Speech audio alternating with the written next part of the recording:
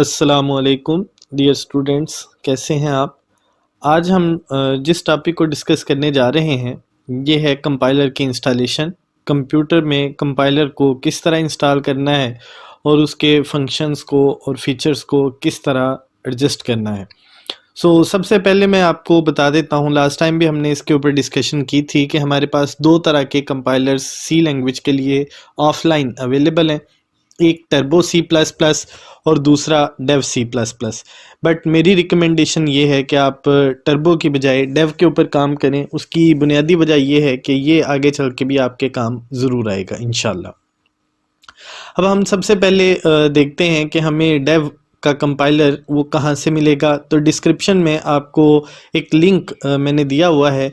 उस लिंक के ऊपर जब आप क्लिक करेंगे तो आपके पास एक वेब पेज ओपन हो जाएगा। उसमें डाउनलोड का लिंक अवेलेबल होगा। आप वहाँ पे क्लिक करके फ्री ऑफ कास्ट है, विदाउट एनी कास्ट आप इसको डाउनलोड कर सकते हैं।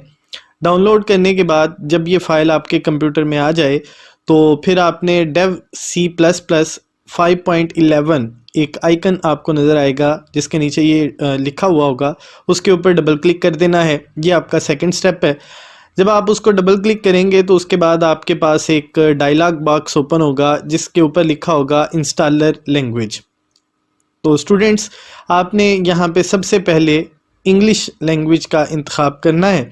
जब आप इंग्लिश लैंग्वेज का इंतखाब करने के बाद ओके के बटन के ऊपर क्लिक कर देंगे तो उसके बाद आप लोगों के पास एक और डायलॉग बॉक्स खुल के सामने आ जाएगा जिसमें टाइटल लिखा होगा लाइसेंस एग्रीमेंट। तो स्टूडेंट्स, इसमें लाइसेंस एग्रीमेंट पढ़ने की आपको ज़रूरत नहीं है। मोस्टली हमारे पास इतना टाइम नहीं होता कि हम इसके अंदर जितनी भी डिस्क्रिप्शन लिखी हुई है उस सारे को पढ़ें। तो आपने जस्ट यहाँ पे आई एग्री के ऊपर क्लिक कर देना है और क्लिक करने के बाद आपको एक और डायलॉग बॉक्स यहाँ पे नज़र आएगा। ये हमारा स्टेप नंबर 4 है और इसमें आपने ऊपर टाइटल में लिखा हुआ आपको नज़र आएगा चूज़ कंपोनेंट्स।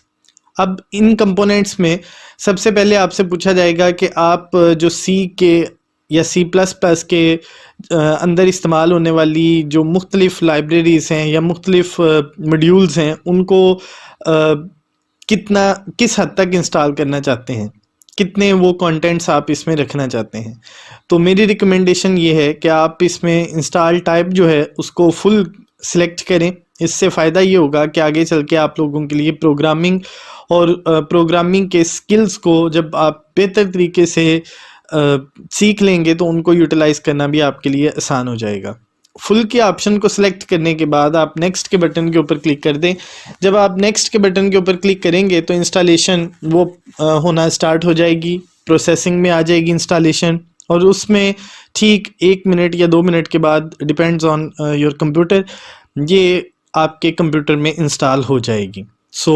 इंस्टॉलेशन का फेज़ हमने आज मुकम्मल किया। मुलाकात होगी इंशाल्लाह अगले लेक्चर में। तब तक अपना बहुत ख्याल रखिएगा।